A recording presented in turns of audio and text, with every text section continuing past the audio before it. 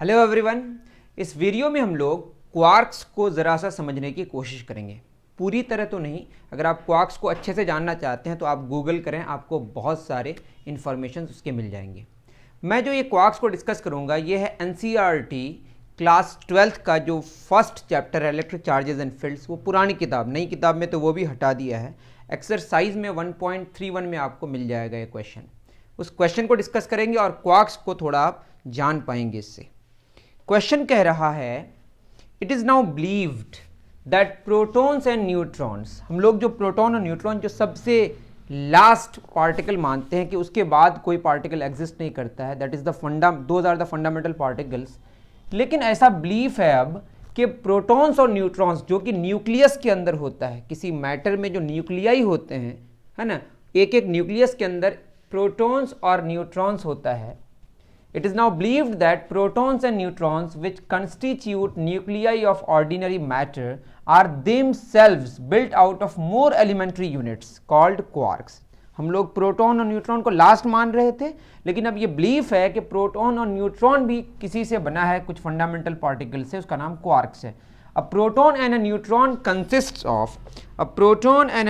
consists of 3 quarks each.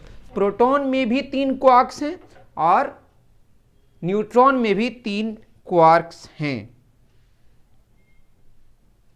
2 types of quarks, the so-called up quark denoted by U of charge plus 2/3e and the down quark denoted by D of charge negative 1/3e together with electrons build up ordinary matter। कह रहा है 2 तरह के quarks हैं, और भी particles के बारे में बात करी जा रही है, लेकिन अभी मैं क्वार्क्स को समझाने की कोशिश कर रहा हूं कि 2 तरह के क्वार्क्स हैं, अप और डाउन। अप में प्लस 2/3e चार्ज है और डाउन में नेगेटिव 1/3 चार्ज है। पॉजिटिव 2/3e और दूसरे में नेगेटिव 1/3e, और साथ में इलेक्ट्रॉन्स है जो चारों तरफ चक्कर काट रहे हैं।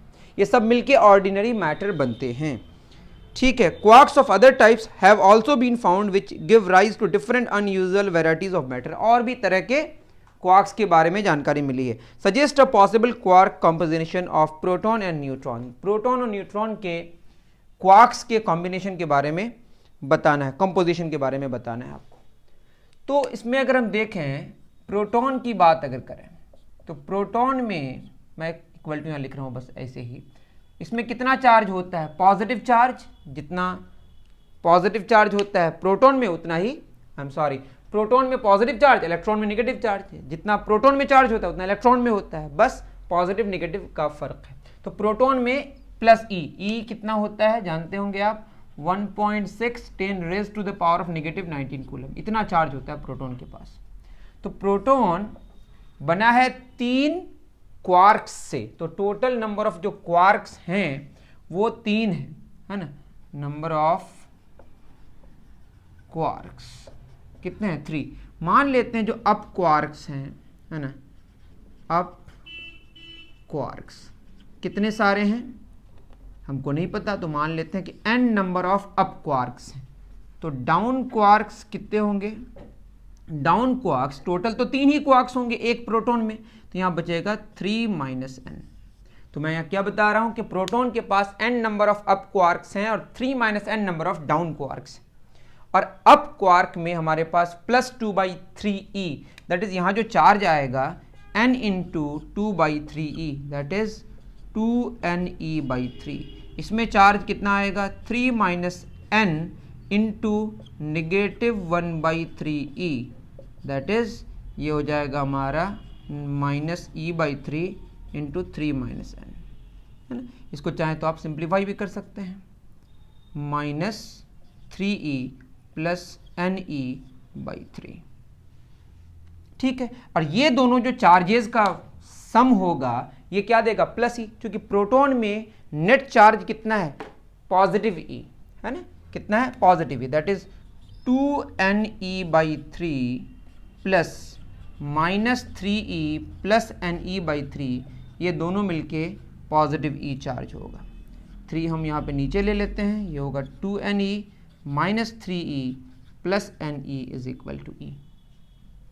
क्लियर है? 2ne और ne कितना हो जाएगा? 3ne। जरा सा मैं यहाँ मिटा दे रहा हूँ यहाँ पे, कितना हो जाएगा, इसको अगर यहाँ पे मैं सॉल्व कर दूँ तो ये हो जाएगा 2Ne और Ne कितना 3Ne minus 3E is equal to E into 3, ये हो जाएगा 3E, that is 3Ne is equal to minus 3 उस पर जाएगा तो क्या होगा 3 कितना हो जाएगा 6E, 3 1 ज़ा 3, 3 2 ज़ा 6, E कैंसिल, तो n आ गया हमारा 2।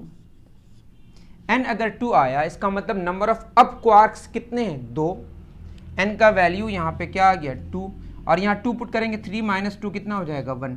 दैट इज अगर प्रोटॉन की बात करें तो प्रोटॉन में 2 अप क्वार्क्स हैं, एक अप 2 अप, और डाउन कितना है 1 डाउन। तो प्रोटॉन के बारे में अगर हम समझें कि प्रोटॉन में कितने क्वार्क्स हैं तो कह दिया गया है कि 3 क्वार्क्स हैं। तो कैसे कैसे क्वार्क्स हैं, अप और डाउन, अप कितने हैं 2 अप क्वार्क्स हैं और 1 डाउन क्वार्क है। तो ये प्रोटॉन का कंपोजिशन है क्वार्क्स का कि 2 अप क्वार्क्स हैं और 1 डाउन क्वार्क है। क्लियर है। अब बात करते हैं हम लोग किसकी, न्यूट्रॉन की। ओके चलिए इसको मिटा दूं, बहुत बढ़िया। मैं अगर यहां पे न्यूट्रॉन की बात करूं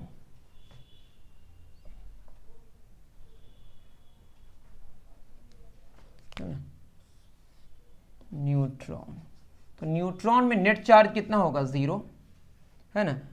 अब क्वार्क्स वही सेम मैं मान लेता हूँ, कितना आएगा ये तो अभी मैं नहीं पता, ये तो सेम ही होगा।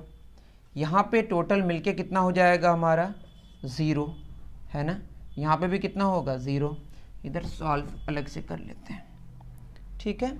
अब इसको अगर हम ऐसे लेके जाएं तो हो जाएगा 2Ne same, 3Ne minus 3E, 3 into 0 इधर क्या हो जाएगा 0, that is 3Ne is equal to 3 cancel, E cancel, तो n का वैल्यू आ गया 1। n1 का मतलब यहाँ पे 1 हो गया और यहाँ 3 minus 1 2, that is number of up quarks 1 है और नंबर ऑफ डाउन क्वार्क्स 2 है। तो 2 डाउन क्वार्क्स हो गए न्यूट्रॉन में और 1 अप, 2 डाउन और 1 अप। तो न्यूट्रॉन के कंपोजिशन में क्वार्क्स की अगर बात करें तो 2 डाउन क्वार्क्स और 1 अप क्वार्क, और प्रोटॉन की बात करें 2 अप क्वार्क्स और 1 डाउन क्वार्क। आप इसके चार्जेस को वैल्यू को पुट करके यहाँ पे निकालेंगे तब भी आपका रिजल्ट वैसे भी मैच करेगा, बट ये एक मेथड है जिससे मैंने सॉल्व कर दिया। ओके आई थिंक आपको क्वार्क्स के बारे में बहुत कुछ समझ आया होगा। मिलते हैं फिर इसी तरह के क्वेश्चंस को लेकर नेक्स्ट वीडियो में। Thank you very much.